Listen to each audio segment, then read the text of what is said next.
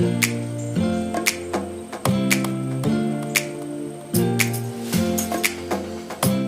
semuanya, balik lagi ke podcast Ruang Temu Rasa. Kita bertemu berbagi rasa.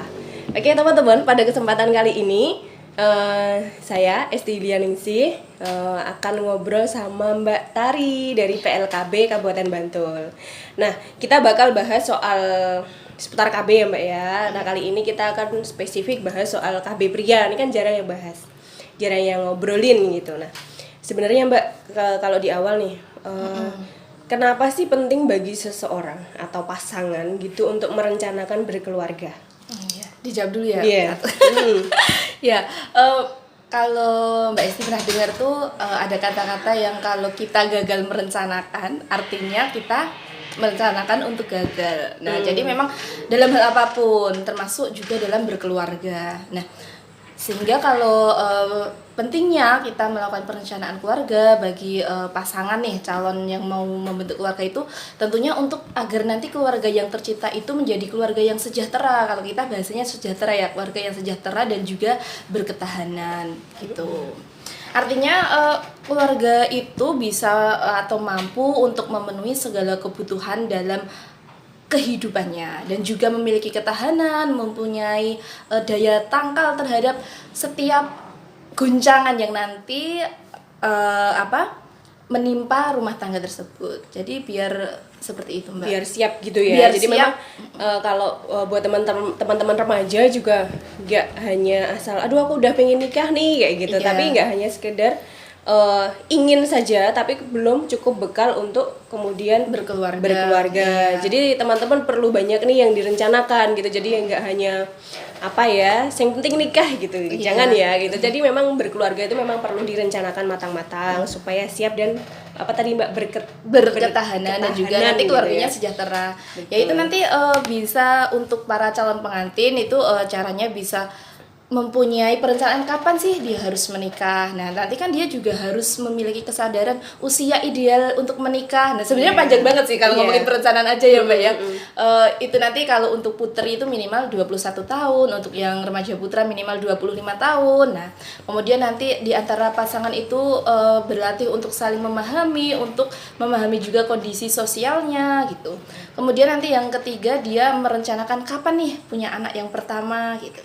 Kemudian kalau udah juga yang terakhir dia juga mempunyai perencanaan kapan dan apa sih metode atau alat kontrasepsi yang akan digunakan di dalam keluarga tersebut. Jadi memang pengetahuan keluarga berencana itu tidak dipahami kalau udah berkeluarga, justru sebelum berkeluarga itu memang harus sudah paham gitu. Jadi nanti nggak kaget karena ya menikah itu bukan bukan hal yang mudah. Ya, bukan untuk selesai gitu ya Iya. masalahnya. Kan banyak tuh yang mumet skripsi nikahin aja gitu. Nah, Catat itu teman-teman. Jadi memang menikah itu bukan kemudian menyelesaikan masalah. malah menimbulkan masalah baru kalau tidak siap gitu ya. Jadi memang harus disiapkan matang-matang. Kemudian tadi Mbak Tari kita ngobrolin soal merencanakan kapan akan punya anak gitu ya. Kayak di BKKBN itu kan memang sedang atau terus-menerus mengejarkan bahwa 2 anak saja gitu. Kenapa idealnya jadi 2 anak sih Mbak, bisa bantu jelasin nggak? Oh iya. Jadi kalau kita tuh sekarang dulu kan ada 2 anak lebih baik, 2 anak itu cukup. Nah, sekarang itu kita 2 anak lebih sehat. Nah, jadi sebenarnya 2 anak lebih sehat itu bukan suatu kewajiban, tapi itu memang kondisi yang ideal adanya gitu. Jadi kalau Dr. Hasto itu mengatakan kenapa harus atau lebih baik itu 2 anak lebih sehat itu karena memang ibu yang melahirkan itu kan pasti nanti akan terjadi pendarahan. Jadi kalau dia melahirkan ketiga, keempat dan seterusnya itu akan lebih mempunyai resiko untuk terjadinya angka kematian ibu maupun angka kematian bayi. Jadi kalau kebanyakan kasus yang terjadi itu pada kelahiran ketiga dan setelahnya. Jadi kalau masih pertama dan kedua itu masih sehat, masih cukup sehat dan aman. Jadi seperti itu. Iya. Kalau bicara soal ideal menikah tadi pada perempuan usia 21 tahun dan laki-laki di 25 tahun, itu juga ada ada faktornya gitu ya. Iya. Dan maksudnya itu juga dilihat dari sisi kesehatan Reproduksi, reproduksi si ya, perempuan betul. gitu. Jadi memang usia perempuan siap untuk dibuahi Iya. itu adalah di usia 21 tahun. Iya, jadi organ reproduksi dari wanita itu sudah matang gitu. Jadi juga kalau menikah nanti di bawah usia itu akan lebih meningkatkan juga risiko untuk kanker serviks gitu. Karena memang organ reproduksinya belum matang tapi dipaksa gitu. Dipaksa untuk mengandung melahirkan Iya, gitu untuk ya. melakukan hubungan seksual yang ya. kemudian nanti juga melahirkan Gitu ya betul. Tadi juga Mbak Tari bicara soal ketika udah bicara soal anak, kita kan juga perlu memberi jarak. Iya. Perlu memberi jarak itu salah satu kontrolnya adalah dengan kontrasepsi begitu ya. Dan kontrasepsi. Kalau kontrasepsi itu kebanyakan di perempuan ya Mbak ya. Iya, kalau untuk kontrasepsi itu jenisnya macam-macam kan Mbak. Nah itu memang yang banyak pilihannya itu yang untuk perempuan, tapi ada juga yang untuk Laki-laki. laki-laki. Nah, ini teman-teman. Sekarang Mbak, Iya. yang buat laki-laki itu apa aja? Yang buat laki-laki itu ada kondom, ya, sama ada vasektomi. Vasektomi. Iya. Tahu juga dikenal dengan MOP ya, gitu. iya, MOP ya. Ada yang lebih mengenal itu MOP Iya, gitu ya. betul. Kalau selama pengalaman Mbak Teri nih selama di PLKP, banyak gak sih yang pakai kondom gitu atau yang akses kondom gitu? Kalau yang akses kondom itu sudah cukup banyak. Dari untuk data terakhir Kabupaten Bantul nih, ini ada sekitar 8.509 dari total 74.648 akseptor. Jadi sekitar 11% lah Mbak. 10% lebih ya itu ya, sekitar 11% itu sudah menggunakan kondom. Tapi kalau untuk MOP itu masih susah, masih rendah gitu. Kita juga ada program sih Mbak untuk MOP itu dari dinas, dari DP3A PPKB Kabupaten Bantul itu ada reward juga. Nah tahun ini itu dari 53 kuota yang disediakan itu baru terisi 16. Baru 16. Iya, padahal kita sudah dapat ini 1 semester ya. Jadi memang masih kurang untuk partisipasi KB pria yang MOP. Oke, mungkin bisa bantu jelaskan sedikit sebenarnya MOP itu apa sih? MOP atau vasektomi itu salah satu metode operasi atau metode operasi pria, di mana itu nanti tuh yang dipotong saluran spermanya saja. Jadi nanti tidak bisa cairan mani yang keluar itu sudah tidak mengandung sel sperma gitu. Jadi kemungkinan besar sudah pasti ya tidak akan menghamili begitu ya intinya ya. Gitu. Nah, itu kan sebenarnya minat itu jadi sedikit itu karena ada ketakutan gitu, ada ketakutan kayak di beberapa diskusi gitu, takut nanti jadi kejantanannya berkurang kayak gitu. Oh iya. Sebenarnya itu rumor aja sih Mbak. Sebenarnya kan itu rumor aja tentang MOP karena mungkin informasi itu belum bisa tersampaikan secara menyeluruh ke semua masyarakat gitu. Dan juga tentang KB pria ini harus kesadaran dari prianya itu loh Mbak. Itu kan memang dari bapak-bapaknya itu juga harus lebih paham ya, dari selama ini istrinya sudah susah dalam memasuki masa kehamilan. Itu nanti terus melahirkan. Nah itu kan bahkan ada juga perempuan kan juga masih harus bekerja.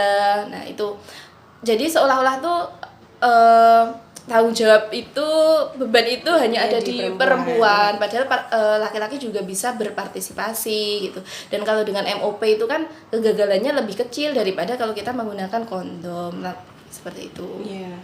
Jadi memang masih masih jadi PR gitu bahwa masih di masyarakat tuh masih pemahaman soal KB. Itu kebanyakan perempuan yang jauh lebih paham. Informasi itu juga sampainya ke ibu-ibu dulu daripada ke bapak-bapak kayak gitu. Jadi juga tidak ada bekal dari remaja itu juga itu jadi catatan kali ya Mbak ya, karena memang kalau mengenal alat kontrasepsi itu nggak harus setelah menikah loh kayak gitu, tapi Iya, betul. bisa dikenal Jauh sejak sebelum kita remaja menikah, gitu. ya sejak remaja. Jadi supaya tahu pilihan-pilihan apa, kemudian juga beberapa hal yang nanti bisa didiskusikan dengan pasangan, terutama apalagi dorongannya saat ini. Ayo dong laki-laki terlibat untuk ber-KB kayak gitu, untuk kemudian mengontrol jumlah anak, ikut andil dalam proses reproduksi di dalam keluarga itu. Tidak lagi-lagi perempuan kayak gitu ya. Jadi memang sudah cukup ya alat kontrasepsi, jangan ditambah lagi untuk perempuan. ya kalau ada untuk laki-laki. Kalau ada yang bertambah itu untuk laki-laki aja gitu, jangan perempuan lagi kayak gitu. Iya. Oke Mbak tadi kan bicara soal reward yang diberikan oleh dinas itu apa? Berupa uang tunai sih Mbak, itu ada uang tunai sebesar 1 juta dipotong pajak. Nah itu kan sebagai penghargaan untuk akseptor MOP itu gitu ya. Tapi ini kalaupun MOP ini harus dilakukan secara sukarela gitu ya. Betul, tidak ada paksaan ya. Banyak juga sih syarat-syaratnya, karena ada syarat-syaratnya juga.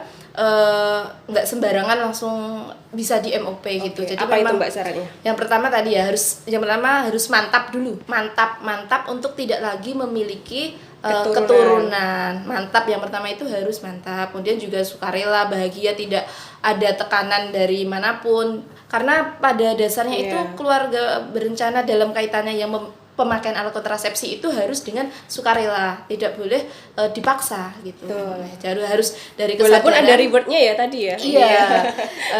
Itu harus ada kesadaran dan juga dukungan dari pasangan. Betul. Harus ada dukungan dari pasangan, karena nanti kalau sudah jadi syaratnya itu juga anaknya tuh harus, kalau mantap tadi itu kan paling aman kalau sudah punya 2 anak minimal dengan usia anak itu sudah di atas balita semua.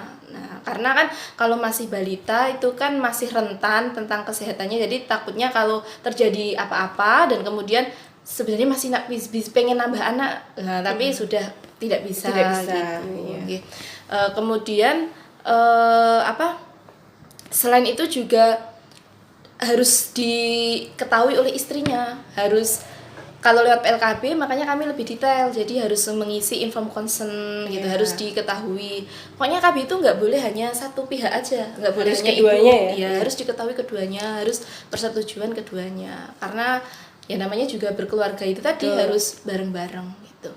Betul. Terus kalau untuk usia itu kalau yang istri itu sudah 35 tahun ke atas gitu. Tapi nanti untuk kondisi-kondisi khusus kalau emang sudah mantap udah punya anak itu belum ada 35 juga nanti bisa dipertimbangkan, dan juga dicek kesehatannya dulu, nanti kalau lolos baru bisa tindakan. Iya. Jadi memang nggak semata-mata semua laki-laki gitu atau suami itu bisa melakukan MOP, tapi dengan ada syarat dan ketentuan syarat-syarat dan ketentuan ya, harus tertentu ya yang dipenuhi gitu supaya kemudian bisa dilakukan MOP kayak gitu. Mungkin ada tentang MOP yang pengen disampaikan kepada teman-teman di Ruang Temu Rasa. Jadi untuk teman-teman yang ada di Ruang Temu Rasa, ini MOP itu selama ini yang beredar itu kan nanti bapaknya tidak bisa ereksi ya. Itu berita yang tidak tepat ya. Karena ereksi itu kan dipengaruhi oleh saraf-saraf yang ada di batang penis. Itu tidak ada kaitannya dengan sperma, karena kalau sperma itu kan hanya jalurnya aja, kemudian yang dipotong, jadi nanti sperma itu tetap berproduksi tapi diserap lagi oleh tubuh. Dan kemudian untuk ada yang takut juga, aduh nanti nggak bisa ejakulasi gitu Mbak. Nah itu juga kurang tepat, karena yang memproduksi itu kan ada di testis ya, jadi yang memproduksi hormon testosteron. Nah, itu jadi nanti tidak pengaruh juga sih tentang libido gitu. Jadi tetap sama aja, masih tetap bisa berereksi, masih punya libido juga, masih bisa ejakulasi juga. Cuman bedanya ya itu tadi sudah tidak mengandung cairan atau sel sperma gitu. Dan itu setelah tindakan harus memakai alat kontrasepsi kondom dulu. Karena dikhawatirkan kan sisa-sisa di salurannya itu masih. Jadi nanti sekitar 15 sampai 21 kali ejakulasi masih harus menggunakan kondom gitu. Dan untuk pemulihannya juga tidak lama karena hanya tindakan operasi kecil ya itu. Nah, itu nanti 3 hari aja sudah bisa sembuh gitu. Oke, terima kasih Mbak Tari udah bagi-bagi cerita soal MOP, soal KB pria kayak gitu. Semoga menjadi ruang edukasi juga buat teman-teman semua yang menyaksikan, yang menonton podcast Ruang Temu Rasa kali ini. Bisa ada beberapa hal yang bisa diambil hikmahnya kayak gitu. Juga bagi remaja jadi ruang belajar gitu, teman-teman harus belajar soal kesehatan reproduksi, KB, merencanakan menikah, kapan akan memiliki anak, dan nanti akan memilih kontrasepsi apa gitu dengan pasangan. Kembali lagi bahwa kontrasepsi itu bukan keputusan sendiri atau sepihak suami atau istri saja, tapi kemudian keputusan bersama gitu ya, apapun pilihannya nanti. Oke. Terima kasih teman-teman sudah menyaksikan podcast kali ini. Sampai jumpa di podcast-podcast berikutnya. See you, dadah.